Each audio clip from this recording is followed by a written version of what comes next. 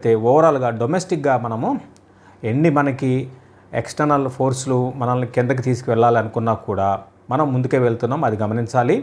డొమెస్టిక్గా ఎటువంటి ప్రాబ్లం లేదు. Recent numbers మీరు చూశారు, ఆటోమొబైల్ సేల్స్ నెంబర్స్ ఎంత బ్రహ్మాండంగా ఉన్నాయో మీకు అర్థం చేసుకోవచ్చు. మరోవైపు ఇన్ఫ్లేషన్ తగ్గింది. సో రీసెంట్గా గవర్నమెంట్ తీసుకున్న రిఫార్మ్స్ ఏదైతే ఉన్నాయో ఇదేంటి అంటే ఇంకా ఎకానమీలోకి మనీ అనేది ఎక్కువ రావడానికి అవకాశం ఉందన్నమాట.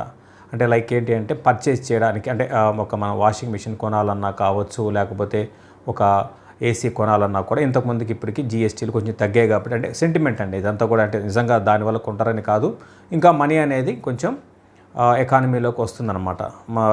ఇంతకుముందు అన్నట్టుగా రీసెంట్ సేల్స్గా లాస్ట్ 1 మంత్ కానీ గమనిస్తే ఈ హోమ్ అప్లయన్స్ సేల్స్ కానివ్వండి, అదేవిధంగా ఆటోమొబైల్ సేల్స్ కానివ్వండి, భారీగా పండగ, అంటే అఫ్కోర్స్ పండగ అనుకోండి, అయినా సరే కూడా లాస్ట్ ఇయర్తో పోల్చుకుంటే బాగా పెరిగాయి అన్నమాట.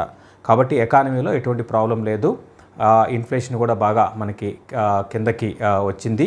సో ఇంకా ఇయర్ ఎండింగ్కి ఇంకా అంటే డిసెంబర్కి ఇంకా ఇన్ఫ్లేషన్ అనేది ఇంకా తగ్గడానికి కూడా అవకాశం ఉంది. తర్వాత మాన్సూన్ పరంగా ప్రస్తుతానికి బాగానే ఉంది. సో అంటే ఇవన్నీ ఏం చెప్తుంటే ఇవన్నీ కూడా ఎకానమీకి చెందిన అంశాలు.